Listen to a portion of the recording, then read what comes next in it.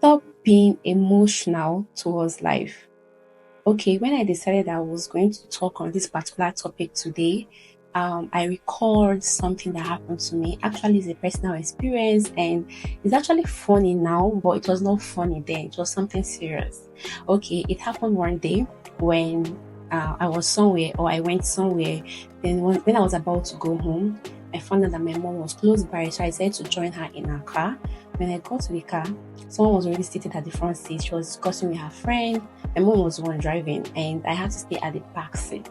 So I was so busy with my phone. I was so engrossed that I didn't even know when we got to the traffic.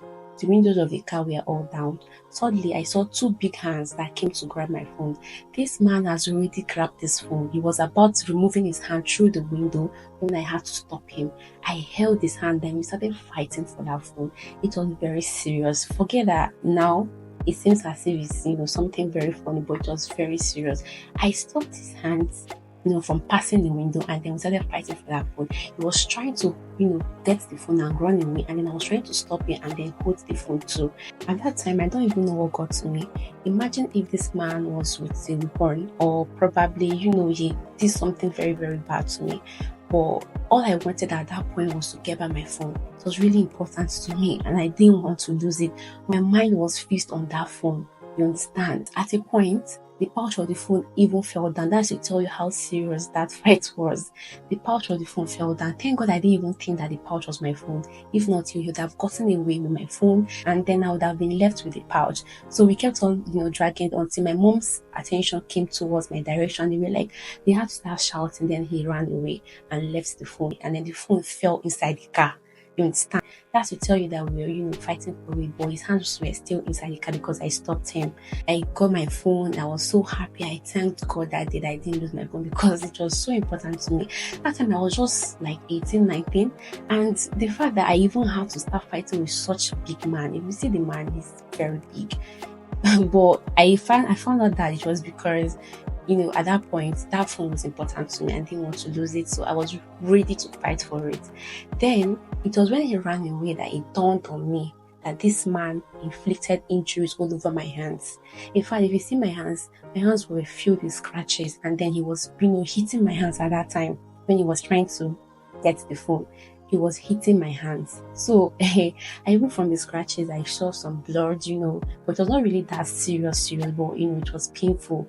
And the funny thing is that I didn't really feel all those things or that pain when we were fighting for that phone. But it was when the whole thing was over that I started feeling the pains. And then let me tell you the next thing I did. I actually ignored all the whole noises, what my mom was saying, and then the next thing I did was that I went straight to the quote creator in that same phone because I have a quote creator. So I went to the app and then I said to create a quote because whenever I have any life experience or lessons that I've learned, I normally, make them or create quotes. I normally create quotes with them and then maybe share them or keep them in my phone. So at that moment, the next thing I did was to go straight to that app to write my quotes because to me, I've learned something new right now. So I just want to write it before it goes away. Guess what I wrote? I went straight to the app and I typed, "You never know how strong you are until you fight. So keep fighting," by Olivia Isani. And then I designed the graphics, designed it very well, like make it to look good, fine. And then I shared it to Facebook. Of course, I got reactions, comments, and all. And that was it. And I was happy about that quote because that quote, at that moment, that quote reflected what just happened to me just now. But these people didn't know because I didn't really share the story, just the quote. Okay, based on this experience, I want you to look at it from another angle, not because of, someone was trying to get my phone. And then on a literal ground, please don't go and fight with someone that is trying to get your phone because you don't know if this person is with a weapon, gun, knife, anything at all. So please, because of your life, so you will not get killed, don't go and fight something that that you might lose. So be careful because me, that time, I don't know what even got into me. I didn't even care if it was with anything. The 18 or 19-year-old me just wanted my phone back and I was ready to fight for it. No matter what it was doing to me, I wanted to fight for it and get it back. Thank God I succeeded. So now let's look at this story or experience from another angle. Now, sometimes, when things happen or when we want something in life, you really need to keep fighting to get those things, no matter what's happening around you. Even if it feels like, or it looks like you might not even achieve it at the end, just fight for it. Because if that thing is really important to you, you give it your all. You will definitely go for it and make sure that you get it no matter the cost. You get it no matter the cost. As far as it's not something bad, but just keep fighting for it. Sometimes life can hit you so hard that you'll be so confused on what to do. You won't even know if you are going to the left or you're going to the right, because it will also affect your mental health. You'll be so confused on what to do. And that's just one thing about life. Life happens. But what are you to do if such things happen to you, or things don't go the way you have planned it or envision it? Are you going to just be emotional? You don't want to do anything again, you just want to give up or start thinking that you're a failure? No, you shouldn't do that. That's why you don't need to be emotional towards certain things. Yes, maximum you should give yourself to cry or think about it should be 24 hours. You shouldn't exceed 24 hours. After 24 hours, you need to wake up or stand up and keep pushing and keep moving. Because even if you remain emotional, you remain depressed, or you are crying, all day, all night, will it solve the problem? No. The answer is no. It will not solve the problem for you. It won't even do anything. It might even affect you the more by making you sick, and then you need to also go and get money to buy drugs. It will affect you mentally, even psychologically. You start thinking that you're a failure. You start thinking that there's nothing you can get right. You start thinking that you can't achieve anything good. In fact, you start thinking that you don't think success is for you because of all the things happening. So that's why you don't need to be emotional towards life. Sometimes to face life, you don't need emotions. Yes, it's good to express emotions, but don't let it control you. Instead, you should be the one to control emotions. And then you find out that most people who make decisions when they are always emotional, they tend to regret it afterwards, because you didn't really analyze it. You didn't look at this thing, logically and realistically. You understand? So you really need to take hold of your emotions. You really need to be the one in control of your emotions. Don't let it be the one to control you. You should be in control of anything that any of your behavior, anything that you feel.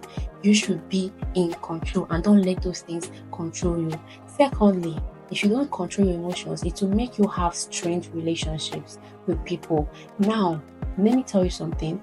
Everybody goes through a lot. Yours is not different. Mr. A is not different. Mr. B is not different. Miss B is not different. Everybody goes through a lot in life. Yes, it's at different level, but that does not mean that because you are going through something, you start acting weird towards people. You start giving these people this, moody face. You're always angry with people. You are saucy. You don't even have good manner of approach. Let me tell you, you always have strange relationships with people. You always take things personal because you don't have control over your emotions. So even if you fall into this category, it doesn't mean that okay, you're a bad person. It's just that you just have, weaknesses trying to control your emotions. You can start working on yourself. You don't need to have strange relationships with people. They are not even the cause of your problem. They didn't do anything. All they just did was maybe say hi or say something to you, and then you just flare up and you're really angry and you use one insulting word. No, it is wrong. In fact, you should always maintain this composure and be happy. If you are with people, you mustn't show that you are all angry and moody. Of course, you will have friends, maybe close friends within your circle that you can talk to, express your feelings to, and then they can be there for you, talk to you, help you, motivate you, and encourage you and be there for you. Like I said, you shouldn't, pour out on people that don't even know you, or maybe don't even know anything that is even happening to you. Even if they do, they don't deserve it, because everybody have their own demons that they are fighting. So you need to handle yours well and know that life happens. And that's why I always talk about dwelling on the solutions. Don't always dwell on problems. If you dwell on problems, you always be unhappy. You will never be happy in this life. But when you're always dwelling on solutions, in fact, you're already 50% out of that problem. One, you'll be happy. Two, you have peace of mind. Even though it's not peace of mind, you don't have peace of mind 100%, but you have this peace within you a little bit. And it will not affect your relationship with people. And also, you're already taking off a way out. I don't know if you get what I'm trying to say. Don't let your emotions control you. Instead, control it. And if you are this kind of person that takes things personal, It's not a bad thing. The only problem you have is just trying to control your emotions. So you should start doing that. And emotional intelligence is important for everybody. So start working on it. And finally, journaling, please. I know that not everybody is a writer, but you don't need to be a perfect writer to write your journals. Okay, to write your own personal journals. I don't mean those ones that are being published on websites and research institutions. No, no, no. I'm talking about personal journal. Sometimes when you feel bad, get a pen and a book, write down how you feel, express yourself there, write it down exactly how you feel, except if you feel like talking to someone is, has a much better effect on you than writing. But for me, I can write. I would just write it down and then, express myself. So you can express yourself how your day went or what went wrong, the challenges you face, and what to do about it.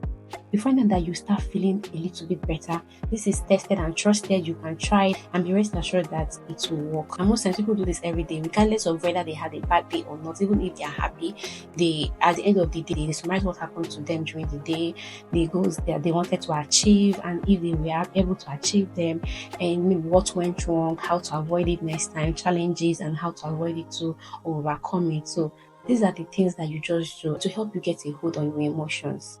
Don't be a slave to your emotions, okay? Rather, you should be the one in control of your emotions. Be in control of your feelings, of your attitude, your behavior, your character, everything that concerns you. Don't let all of those things control you because one thing or two things are happening to you. You should be the ones in control of those things and don't be a slave to them.